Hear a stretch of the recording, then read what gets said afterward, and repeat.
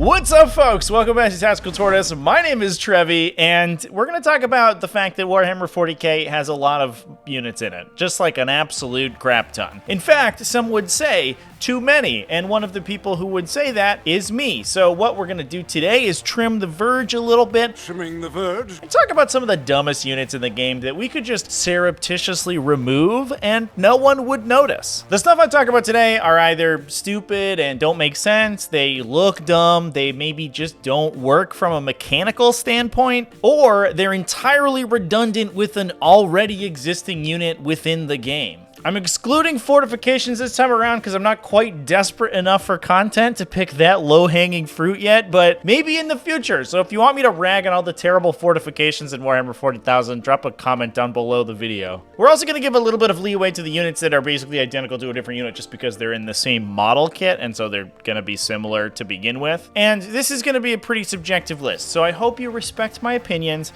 and don't flame me too hard in the comment section. You know, just enough to like keep things spicy, but not like, you know, really going for it. But like, don't not do it at all. Just, you know, respectfully. And also, before we get into it, remember to like and subscribe, all that YouTube stuff. You know the drill. You've heard the speech before. And let's talk about some really stupid 40k units. The first one we talk about is coming out of the new Chaos Demons Codex. This is the Khorne Blood Throne. This thing has a little Khornate Herald riding on top, being pulled by a weird motorcycle thing with two dudes hanging off the front. Just ride a Juggernaut, dude. Like, it's way cooler.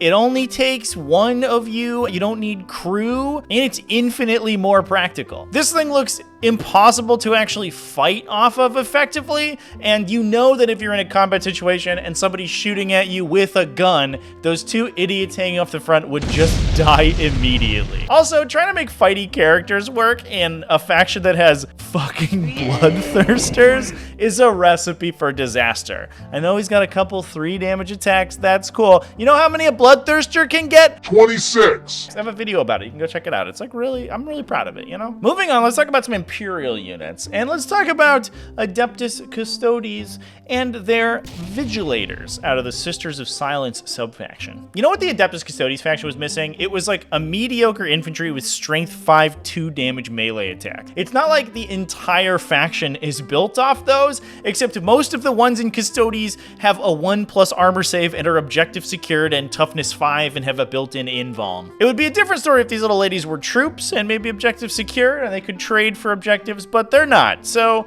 they don't feel particularly unique in the faction. Generally speaking, if Adeptus Custodes players are wanting to take Sisters of Silence units, it's because they're cheaper than Custodes and can fill out compulsory slots. These ladies just end up competing with Super Chad Dreadnoughts that actually make up the core of the faction's list. I feel like I harp on Sisters of Silence a lot, but it's just because they're kind of out of place in the Custodes army, and especially Vigilators, who don't really do anything particularly unique and could just be the regular troop Sisters of Silence, whose name I forgot. Prosecutors, that's what they're called. Nailed it. I'm good at this stuff. Moving on to Xenos, let's talk about some Necrons and talk about Triarch Praetorians. They look silly. They have like jump packs, I guess. They're like an anti-gravity harness I think they're supposed to have, but their big stick is kind of stupid, and they can take a sword that might be the dumbest looking weapon in 40k. But also, they don't do anything that destroyers don't already do in the faction, being fast infantry units that sometimes have a pretty decent gun. And they also explicitly don't synergize with the rest of the faction. I know that it's like a fluff thing that the Triarch units don't get the dynastic codes that the rest of the dynasties do because they're supposed to be like inter-dynasty agents. I mean, that's literally the name of the role. And the flip side, it makes them terrible. Just make them a regular dynasty unit so they benefit from all of your internal faction synergies. I don't know, Triarch Praetorians are stupid. Moving on to a different Xenos faction, let's talk about Tau. First off, the Storm Surge. This thing is just a bigger Riptide, except it looks really stupid. I have a clip about this guy on the Tactical Tortoise TV channel. I'll put a link down in the video description and up in the card on the screen. Please check that channel out if you haven't yet. I do a lot of stream VODs and clips and highlight reels and stuff like that from my normal live streaming, but it's talking about how dumb the Storm Surge is. It has an open canopy. It's just waiting for like a mortar to randomly go in and kill the entire crew, or just fill with water when it rains. That guy guy's not even wearing a hat. He's gonna catch a cold. Imagine those panels short-circuiting and your entire, like, 40-ton war machine shutting down because you forgot to put an umbrella over the top of the crew compartment. It's just a very poorly thought-out design. It is asymmetric as hell, doesn't really fit with the rest of the Tau aesthetic, which is much more mobile, and it's one of the dumbest and most straightforward units in the game to actually play. Next up, I wasn't going to talk about this guy since the Blackstone Fortress datasheets are a little bit of a rules black hole. Whether or not they're supported, I don't know, but people have been playing Blackstone Fortress Urgles in competitive play up even as recently as July. So I figure it's open season. Let's talk about Diak.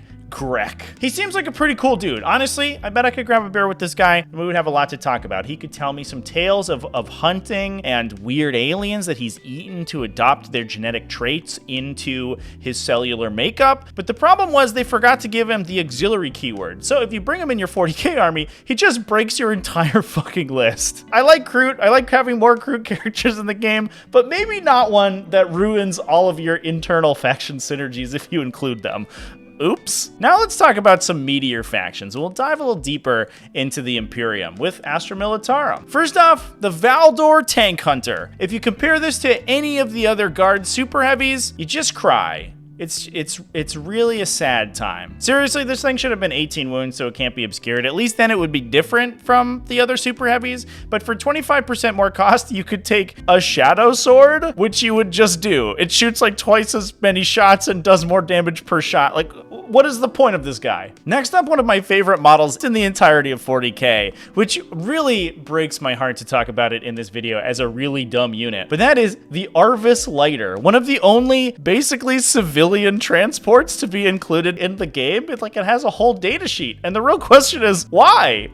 Why is this here? These little guys are cute, they have tiny stubby wings, and I love them, they're adorable, but the truth is that for like 30 more points you get an entire Valkyrie, which is significantly harder to kill and is faster and also covered in missiles and las cannons. It would be cool if it did something very unique, like maybe if it was a drop pod and could like deep strike and then disembark the units inside, that would be pretty sweet, but the fact that it's just a regular airplane but bad, not so good.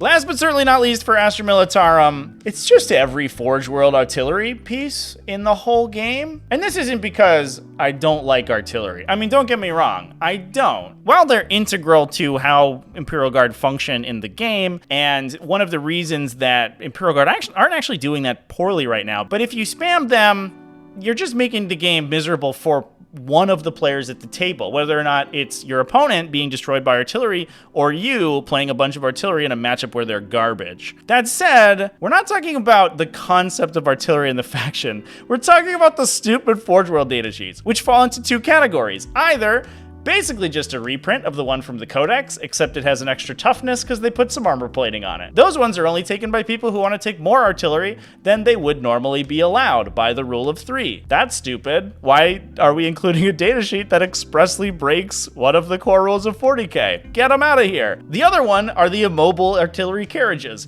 which are only brought by people who want to abuse the horribly worded artillery and crew rule to make your entire army unchargeable. These things are mechanically nebulous.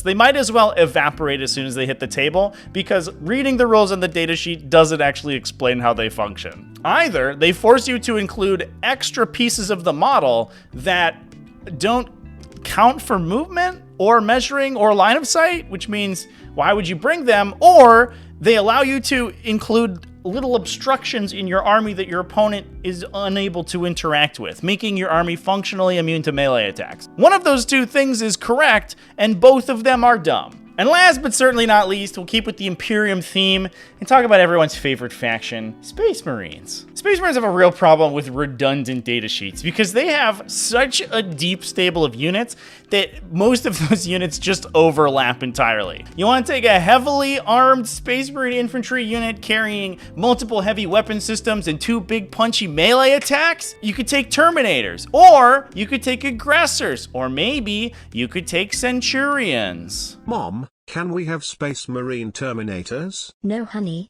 we have Space Marine Terminators at home. The Space Marine Terminators at home. But Mom, we've already had those Space Marine Terminators. It's okay, honey, we have different Space Marine Terminators at home. The different Space Marine Terminators at home. Centurions are the worst culprit here. They look real dumb and don't have the benefit of being a Primaris-sized unit, which like separates them mechanically from regular Terminators.